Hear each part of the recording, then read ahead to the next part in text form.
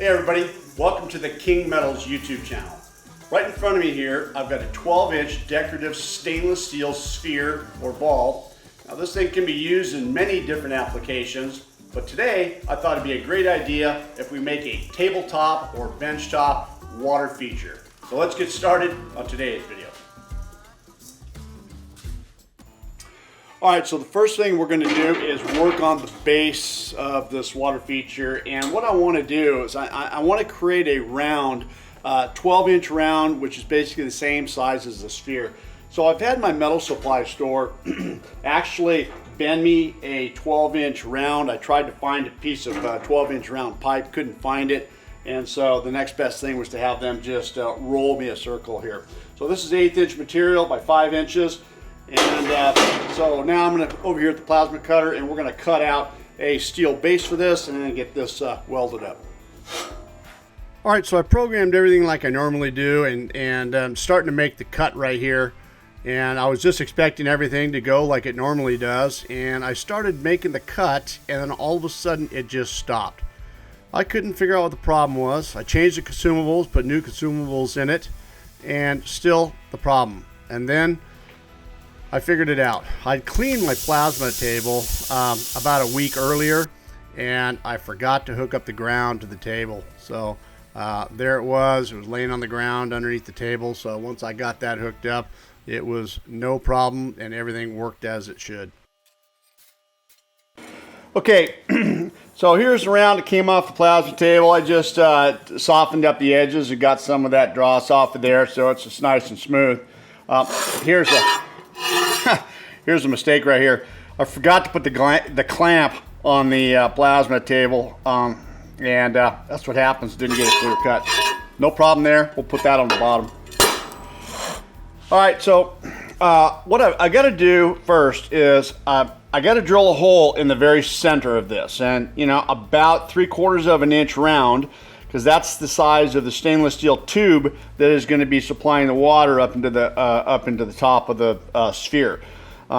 So there's a couple reasons to drill this hole. One, I'll drill it for that reason, and the other reason, I'll be able to anchor this plate to the welding table using the 1/2-13 holes that the welding table has. I'll just run a bolt down there, and that's going to hold this secure while I weld this circle into position. I'm going to have to probably form this circle a little bit, push it around, weld it, push it around all the way around, and that'll help secure this plate to the welding table by running a bolt through.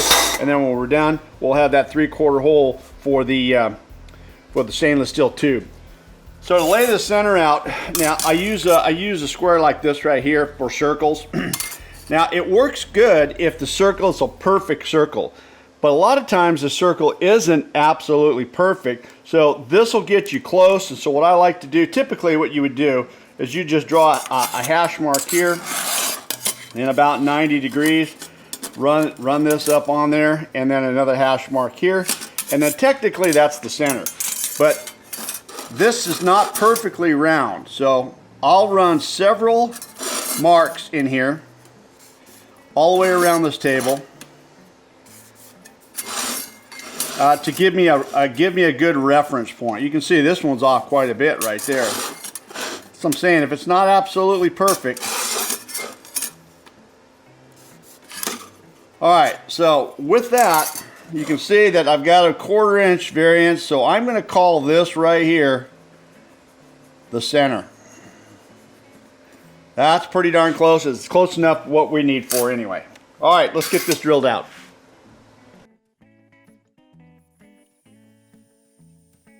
Alright, so there's many ways of cutting this. I could have got my mag drill out with an annular cutter and got it set up, but by the time it takes me to do all that, I figured I would just drill a pilot hole.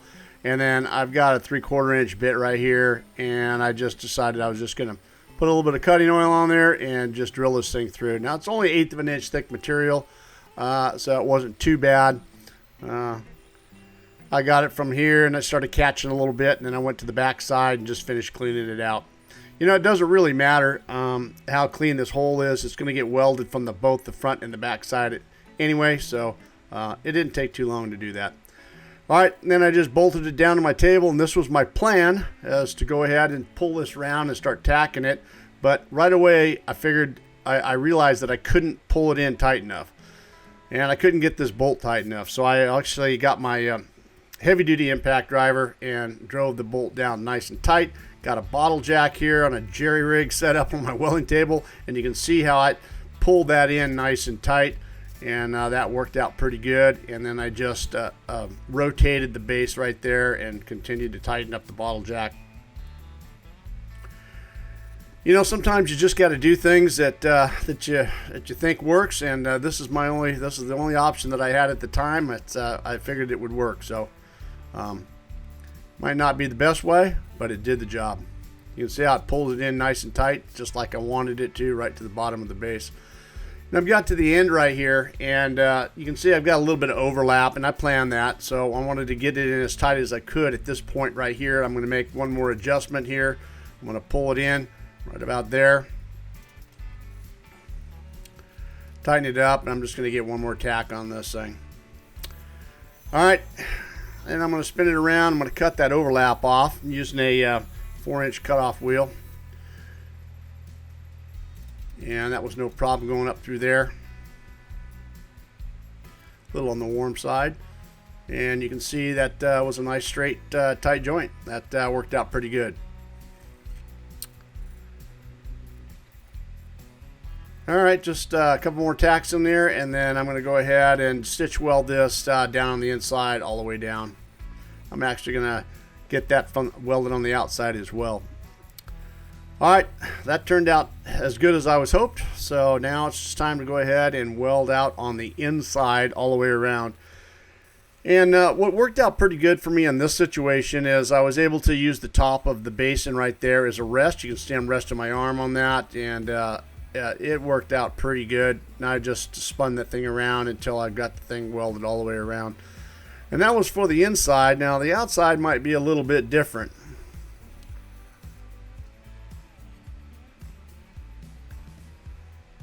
And then this is where I broke out my AC Precision positioner, and this worked out really good. I got it hooked up, I got it on the speed chuck right here, and once I got the adjustments with the welding machine and the adjustments of the travel on the positioner, man, it was smooth. You can see I've got my mag base right there is also set up with like an armrest to keep me steady as I go all the way around right here, and you can see that that worked out really smooth. Not only did it work good on the welding part of it, but it's also going to work good on the grinding part of it right here. I was able to use that as rotating that base all the way around to grind everything nice and smooth. Using a 60 grit trimmable flap disc from Mercer right here, that's my go-to. 60 grit is an all-around, all-purpose wheel. This is what I use. It's not too rough, it's not too coarse, it's not too fine. It's just kind of perfect for the type of metal work that I use. And you can see how nice and smooth that ended up all the way around. I was really happy with that. All right, with that done, it's time to work on the sphere, and I'm over at the KBC, and I've got it set up there.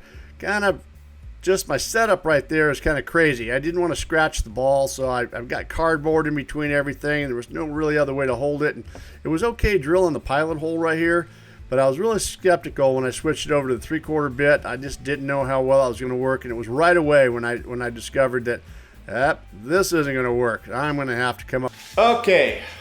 A different approach here. I could tell it was getting a little sketchy over there on the mill, the way I had it set up. I'm transitioning from the small hole, which is no problem, the 1/4 inch pilot hole to 3/4 inch. I could tell it was going to get a little weird, and I didn't feel safe about it. I didn't really have a really good way of locking it and holding it down. I just didn't feel comfortable. So I've moved it over here to the welding table, and I've got it secured with the same fab block squares. And I've got a glove underneath the bottom, some cardboard on the side too to protect the ball so it doesn't get scratched during the process. And of course I got a back block square here as well, so I'm applying pressure here. So what we're going to be doing now is I've switched over to these step reamer from Champion Cutting Tool. This is a set of 3, and it goes from 5/16 to 1 1/16. we're going to work our way. I only need to get to 3/4, so I'm going to take it nice and slow. We're going to go one step at a time to get up that 3/4, and I'm hoping the way I've got this thing fastened in here, I've actually got a better way to hang on to it, and I think I can control a little better. At least I hope so. So let's go ahead and give that a try and see how it works.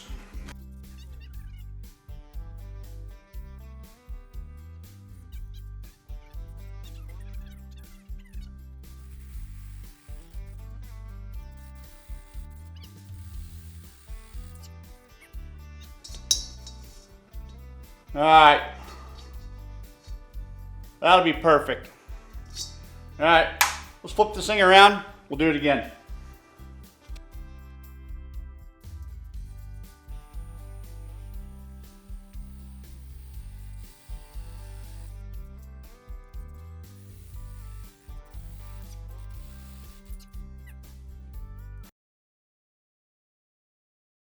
All right, anyways, we got the holes drilled. Can you get in there? Can you see all the way through there? Yeah, there it is, right. When you try to show it on camera, it's always difficult.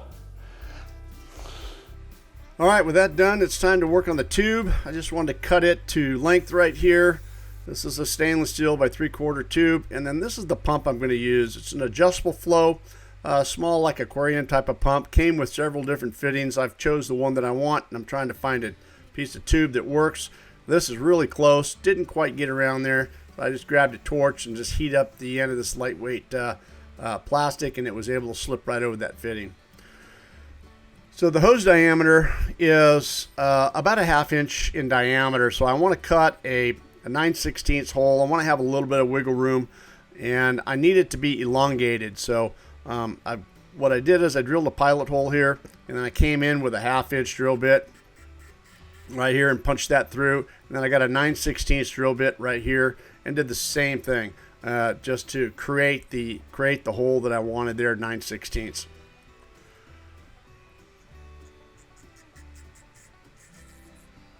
All right, from then I switched over to a end mill. This is a 1/2 inch end mill. And then I just dropped it in and I pulled it over to one side and then ran it up about a 1/2 inch or so. I just wanted to have a little elongated hole just to allow that green tube to fit up inside there. And then brought it back to the other side of the hole and just kind of shaped that up and gave me the length that I needed. Clean it up with an abrasive wheel and be sure there's no burrs there, and that tube fits right up in there just right. All right, with that said, it's time to start welding this tube into place. Now this was kind of tricky. It just didn't want to stay. It didn't want to stay in there. There was really no way for me to hold it, so I've got it balanced on my table right here. And my plan is to just fuse it into place in a couple spots. Then I can come back with some filler wire and fill that in. So that's what I'm doing right here. And you can see I've got my mag base right there with my steady rest there to kind of keep me steady. And this is working out pretty good. You know, the ball itself is pretty thin metal.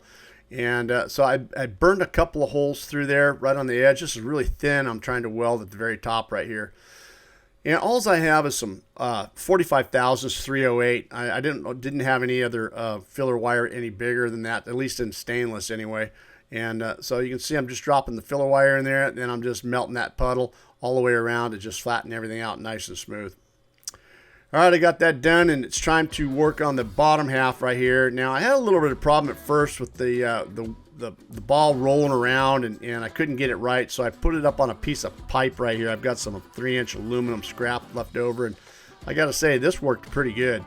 I was able to spin it and tilt it and get it in a position where I could actually do what I needed to do. You can see that you can see me really jamming that 45 thousandths filler wire in there. I'd burned a hole right there, and I was just trying to jam as much filler material in there as I could to get that hole filled up. But ultimately, I got everything, and I was happy with the way it turned out. All right, look at my contraption I've got here. I've got my fab block, I got some clamps, I got some flat bar stock, I got some round stock. The whole thing is trying to get this ball to be plumb inside the basin right there. And that's what I was able to achieve. And kind of a crazy setup, but that's what I came up with, and it worked.